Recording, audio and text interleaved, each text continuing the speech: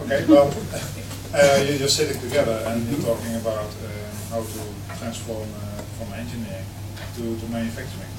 Yeah, the goal like 20% CO2 or applying another plastics. What's the effect of it? What will be the effect to cost, to manufacturability, those things? How do you talk? How do you communicate with each other?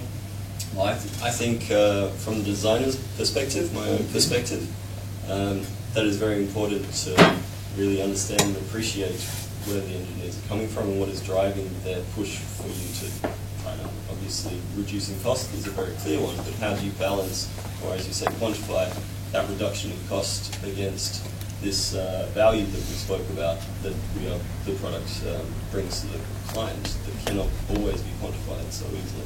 It's more of a qualitative factor, if you talk about meeting those needs, creating something for some of our products in particular that can be quite high-end, so there is a lot of desirability. And there is always a balance and a trade-off that you need to find, and it's, in my opinion, it is not something that can be purely put down to numbers. I can imagine you want to reduce costs, and that's always the case. What I experienced when I worked with Philips as a shaver with 2 million a year, what often happens is that you want to reduce risk. Because if you will get a return on your products, that's something you want to avoid. What then happens is that you want to increase the safety as much as you can.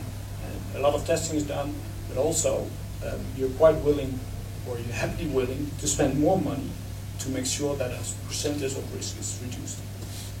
So the best way of reducing the cost is to create a good layout of the product, so that the functions will be made by components that are best suited for it, with the best possible materials, and in the best way of reducing the risk again.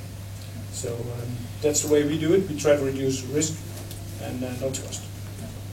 What we do within software development, we first try to, especially within the agile world, we try to fail as soon as possible, see if we can find glitches in the design or whatever that it breaks down very soon in the process. And whenever you come to a mass process, that it will not break down.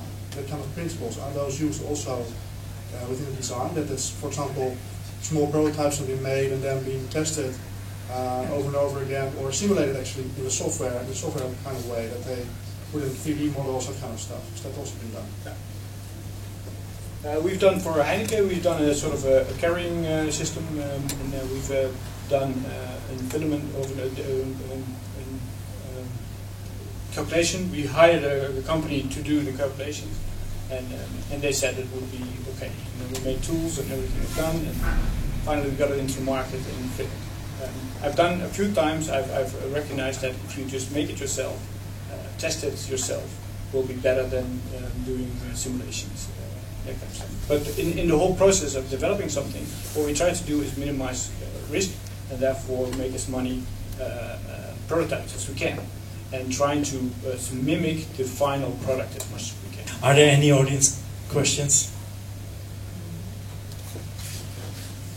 Well, I think actually it's more an observation. I think you guys are not from the design discipline, and for you these new methods are to work in multidisciplinary teams, whereas the two others are designers, so their base is already working multidisciplinary. So I also think that that's why you think, well, it's a hocus pocus, what's the value of it? Because that's what I'm doing always. I always have to work with a production party. I always have to work with the financial department, all the departments, and I think for you it's another way. Yeah, that's why I wanted to push you together.